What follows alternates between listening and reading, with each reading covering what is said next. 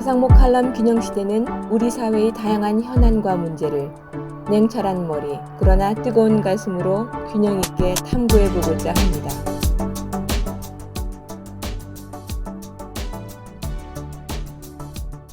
오늘 주제는 코로나 사태 이후 더욱 심화되고 있는 양극화 문제입니다. 서바 박사님은 우선 최근 양극화 상황이 어떻다고 생각하시는지 설명해 주시기 바랍니다. 최근 코로나19 사태는 우리 사회의 부익부 빈익빈 현상을 더욱 부채질하고 있습니다. 네. 팬데믹 위기는 한편으로는 대량 실업과 기업 도산을 유발하면서 다른 한편으로는 전자상거래 등 비대면 활동의 활성화를 촉진해서 관련 기업에게는 이윤의 급등을 가져다 주고 있습니다. 예를 들어 총계청과 중소기업연구원에 의하면 2021년 1월 취업자는 전년 동월보다 98만 명이나 줄었는데 이 중 대기업은 12만 명이 오히려 증가한 반면 중소기업은 110만 명이나 감소했습니다. 네. 대기업과 중소기업 간 고용 양극화 현상이 얼마나 심각한지 잘 알 수 있는 대목이라고 생각을 합니다. 특히 고용원이 없는 영세 자영업자 수는 전년 대비 16만 5천 명이 줄었고 임시 또는 일용직 근로자는 41만 명이나 감소했습니다. 네. 이는 팬데믹의 충격이 상대적으로 영세 자영업자와 또 고용 취약계층에 이렇게 집중되어 있다는 것을 의미합니다. 네. 반면 시정에 공급된 막대한 유동성이 주식이나 또 부동산으로 몰리면서 상위 소득 계층의 자산은 빠른 속도로 늘어나고 있고 또 전자상거래와 IT 또는 BT 관련 회사의 수익 역시 급증하고 있습니다. 네.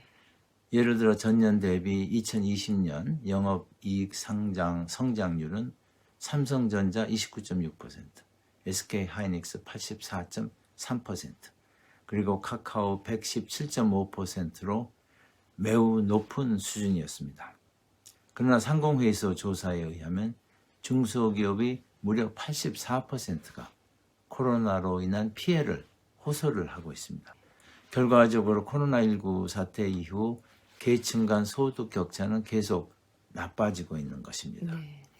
예를 들어서 2020년 4분기 최상위 5분위 근로소득은 721만 원으로 전년 동기 대비 11.8%가 증가했지만 최하위 그 5분위의 근로소득은 59만 원으로 13.2%가 감소했습니다. 네.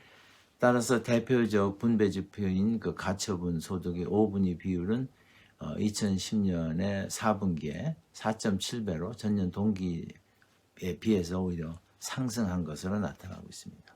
최근 리얼미터 조사에 의하면 응답자의 그 82.7%가 코로나 이후 양극화가 심해졌다라고 이렇게 응답을 하고 있습니다. 네. 그리고 양극화 심화의 원인으로는 34.1%가 부동산 등 가격 상승을 지적을 했고 그 다음이 26.1%가 자영업자의 매출 감소, 그 다음이 일자리 감소 등 양극화 심화 원인으로 이렇게 지적을 했습니다. 네. 또한 양극화 완화를 위해 추진해야 될 시급한 정책으로는 역시 부동산 가격 안정이 26.5%로 가장 높았고 그 다음에 전 국민 지원을 통한 내수 활성화가 그 다음을 차지했고 또 그 다음으로는 투자 활동 활성화, 또 그 다음으로는 취약 및 피해 계층에 대한 집중 지원, 그리고 마지막으로 이제 공공 분야를 포함한 일자리 확충 이런 순서로 나타났습니다. 네. 다행히 코로나 백신의 보급 덕분으로 금년 하반기부터는 경기 회복이 기대가 되고 있습니다. 네. 그러나 경기 회복의 그 양상은 경기 그 급반등을 의미하는 이렇게 이제 V자형 보다는 소수 대기업은 급반등하나 대다수 중소기업이나 자영업자는 굉장히 느린 반등을 의미하는 이런 K자형이 될 것으로 전망이 되고 있습니다. 네. 그 결과 우리 사회의 양극화 현상은 더욱 심화될 가능성이 매우 높습니다. 네. 이것이 이제 문제라고 생각을 합니다. 네, 알겠습니다. 코로나 사태 이전에는 양극화 상황이 어땠는지 궁금합니다. 양극 현상이 코로나19 이후에 심화되면서 새삼 이렇게 부각이 되고 있지만 이 문제는 그 이전에도 우리 사회에 아주 난제로 이렇게 인식되고 있었습니다. 네, 이른바 한강의 기적은 고도 성장 과정에서 분배도 개선되고 이렇게 성장도 하는 이른바 형평성의 성장으로 국제사회에 널리 알려져 있습니다. 네. 60년대 시작된 한국 경제 발전은 수출 주도의 고도 성장 과정에서 일자리 증가와 실질 임금 상승을 동시에 이룸으로써 성장과 형평을 모두 달성할 수가 있었습니다. 네. 그러나 이런 신화는 90년대 이후에 급격히 무너지고 있습니다. 수출 산업의 기술 및 자본 집약도가 높아지면서 수출의 증가가 고용의 증가로 이어지지 않고 있기 때문입니다. 예를 들어서 삼성 반도체 공장을 가보시면은 자동화로 인해서 사람 구경하기가 정말 어려울 정도입니다. 네. 따라서 삼성전자가 분기에 이렇게 10조 원의 엄청난 수익을 올려도 고용 창출 효과는 그리 크지 않은 것이 작금의 우리 경제 상황이라고 할 수가 있습니다. 네. 양극화에 관한 다른 나라의 또 상황은 어떤지도 궁금합니다. 소득 격차가 확대되는 이런 상황은 한국을 포함한 네. 대다수 선진국이 90년대 이후 공통적으로 겪는 현상입니다. 네. 소득 격차 확대 문제를 처음으로 제기한 것이 OECD인데요. 네. 2008년에 분배가 나빠지고 있다. 이런 보고서를 발간을 했습니다. 여기에 의하면은 세계화가 본격화되고 또 기술 혁신 속도가 가속화되면서 그 흐름을 타는 계층과 또 그렇지 못한 계층 간 임금과 소득 격차가 확대되는 것을 전 세계적으로 이 소득 분배 악화의 핵심 요인으로 지적을 하고 있습니다. 네. IT 혁명과 금융시장의 세계화로 시작된 소득 불평등의 확산은 최근 IT 기술이 BT 등 다른 분야와 이렇게 융합이 되는 4차 산업혁명 시대를 맞아서 더욱 빠른 속도로 이렇게 진행되고 있습니다. 네. 최근 코로나19 사태는 이런 상황에서 불에 기름을 붓는 격이 되고 있다고 할 수가 있겠습니다. 프랑스 경제학자 도마 피케티는 2014년에 발간된 그에 이어서 21세기 자본론에서 자본 수익률이 경제 성장률을 상회하면서 부의 분배가 악화되었다고 지적을 하고 있습니다. 네. 그러면서 분배 개선을 위해서는 소득세와 재산세를 대폭 강화할 것을 건의를 하고 있습니다. 네. 또한 기술 수준이 고도화되면서 이를 습득하기 위해서는 높은 수준의 교육과 이렇게 훈련이 필요하기 때문에 학력 수준에 따른 사회 계급화 현상, 이걸 메리토크라시라고 하는데요. 이런 현상마저 발생하고 있다는 것이 예일대 교수인 다니엘 마코비츠의 주장입니다. 네. 또한 경제학자 브랑코 밀라노비치는 네.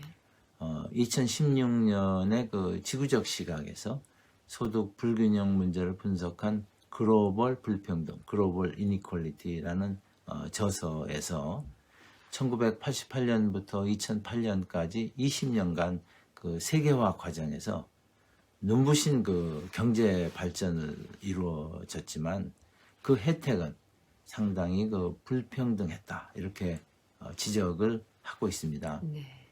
이 과정에서 가장 큰 혜택을 본 계층은 각국의 최고 1%에 해당하는 부유층으로 이들의 절반은 미국인이라고 합니다.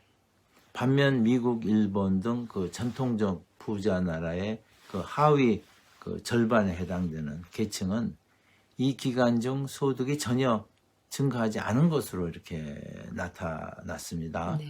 그래서 바로 이런 분들이 지난 미국 대선에서 그 트럼프를 지지한 세력을 이루었다고 분석이 되고 있습니다. 그리고 기억하시겠지만 2011년 스페인에서 시작된 월가 점령운동 참가자 다수 역시 이렇게 상대적 박탈감을 느끼고 있는 이들 그룹에 속한다고 할 수가 있겠습니다. 네. 90년대 이후 세계화 급속히 진행되면서 국가 간 이렇게 격차 역시 확대되고 있습니다. 세계화 과정에 참여해서 빈곤 문제 해결에 성공한 한국, 중국, 인도, 베트남 등 이 아시아 국가들은 이제까지 역사적 흐름과는 반대로 지구적 차원의 빈부 격차를 완화하는 데 크게 기여한 것으로 분석이 되고 있습니다. 네. 그러나 아프리카 최빈국 등 세계화 과정에서 그 소외된 개발도상국은 소득이 거의 증가하지 않았습니다. 그래서 이들은 지구촌 내 그 최빈층을 형성하고 있습니다. 네. 지구적 차원에서의 소득 분배의 추이를 하나 이렇게 표로 만든 것을 밀라노비치 코끼리 곡선이라고 합니다. 이게 이제 보시면 알겠지만 코끼리 같이 생겼거든요. 네. 네. 그래서 이렇게 빈부 격차가 심화되고 있다는 걸 알 수가 있습니다. 한국에서의 양극화 현상은 국제적 비교 차원에서는 어떻습니까? 우리나라는 해방 직후 시행된 농지 개혁과 또 국민의 높은 교육열에 힘입어서 소득 분배 구조가 매우 양호한 상태에서 경제 개발이 시작됐습니다. 네. 60년대 초 시작된 수출 산업 육성 정책으로 노동 집약적 상품의 수출이 급격히 증가를 했고 또 이는 실업률의 하락과 실질 임금의 상승으로 이어졌습니다. 네. 결과적으로 우리는 70년대 초까지 경제 개발 기간 중 고도 성장과 분배 개선이라는 이 두 마리의 토끼를 모두 잡을 수가 있었습니다. 그러나 그 후 그 자본 및 기술 집약도가 높은 중화학공업이 핵심 수출 산업으로 부상하면서 임금 격차가 확대되고 또 소득 분배가 나빠지게 되었습니다. 네. 특히 97년 외환위기 이후 경제 성장률이 하락하고 또 노동시장에서 비정규직의 비중이 증가하면서 그동안 비교적 양호한 상태를 유지했던 소득 분배 구조가 급격히 나빠지고 있습니다. 네. 이에 더해서 앞에서 지적한 그 미국 등 선진국과 같이 자산 정도와 또 학력 수준에 따른 사회 계급화 현상마저 한국에서도 나타남으로써 우리 사회의 불균형 문제는 매우 염려스러운 상황으로 전개되고 있다고 저는 생각을 합니다. 네, 그렇군요. 한국의 그 분배 상태를 통계 수치로 살펴보면은 미국보다는 다소 낮지만은 독일, 프랑스, 스페인, 핀란드 등 유럽 국가보다는 나쁜 것으로 이렇게 나타나고 있습니다. 이 과정에서 미국과 그 마찬가지로 상위 그 1% 소득 점유율은 한국에서도 매우 빠르게 증가를 하고 있습니다. 네. 한국의 빈부 격차를 선진국과 비교 분석한 동국대 김낙년 교수는 2012년 현재 상위 10% 소득 집중도는 한국이 45.5%로 미국보다는 조금 낮지만 일본 또 프랑스보다는 높은 것으로 분석을 하고 있습니다. 네. 그 대기업이 주도하는 한국의 수출 산업은 OECD 국가 중에서도 자본 및 기술 집약도가 가장 이렇게 높은 것으로 나옵니다. 네. 그런데 고용 창출 효과는 상대적으로 낮습니다. 반면 상대적으로 고용 창출 효과가 큰 내수 부분은 중소기업이 대종을 이루기 때문에 수출과 내수 부분 간 생산성과 그 성장률 격차는 우리 사회에서 양극화를 심화시키는 근본적 그 원인으로 작용을 하고 있습니다. 네. 네. 이에 더해서 97년 외환위기 이후 노동시장에서 비정규직이 비중이 증가하는 것도 양극화를 부추기는 또 하나의 그 요인이 되고 있습니다. 네. 이런 상황에서 코로나19 사태는 양극화를 우리 사회의 아킬레스 건으로 부각시키는 역할을 하고 있습니다. 네. 그 결과 한국의 소득 분배 수준은 현재 OECD 회원국 중 중간 수준에 불과한 것으로 조사가 되고 있습니다. 네. 특히 한국의 그 상대적 빈곤율은 OECD 회원국 중 하위로 이렇게 나타나고 있는데요. 이는 65세 이상 노인의 빈곤율이 무려 45%로 최하위를 이루고 있기 때문입니다. 네. 네. 그렇군요.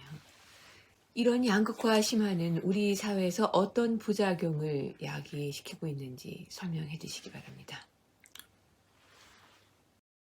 우리 사회의 양극화가 심화되는 이런 상황은 한국인이 그 사회적 스트레스 수준을 이렇게 증가시키는 주된 요인으로 작용하고 있다고 저는 생각을 합니다. 네. 매년 매년 유엔이 발표하는 세계 행복 보고서라는 게 있는데요. 이에 의하면은 한국의 행복 순위는 2018년 현재 세계 141개 국가 중 57위로 중위권에 이렇게 머물러 있고 34개 그 OECD 국가 중에서는 32번째로 최하위 수준입니다. 네. 또한 자살률은 상당 기간 세계 1등 유지하고 있고요. 특히 노인 자살률은 정말 심각합니다. 60대의 경우는 OECD 평균의 4배, 그리고 80대는 OECD 평균의 무려 7배에 이르고 있습니다. 네. 정말 부끄러운 일이 아닐 수가 없습니다. 사회적 스트레스의 증가는 우리 사회에 대한 부정적 인식으로 발전을 하고 있습니다. 네. 예를 들어 한국 리서치 조사 결과에 의하면 응답자의 95%가 우리 사회에서 빈부격차는 점점 더 커지고 있다, 이렇게 생각을 하고 있습니다. 네. 또 응답자의 71%가 한국이 누구에게 기회가 주어지는 사회가 아니다라는 데 동의를 하고 있는 것으로 나타나고 있습니다. 네. 이에 더해서 미래에 대한 불안감은 2020년 현재 0.8명이라는 세계 최저 수준의 학계 출산율로 이어지고 있습니다. 네. 그렇군요. 서 박사님은 양극화 해소를 위해서 정부가 어떤 정책을 펼쳐야 한다고 생각하십니까?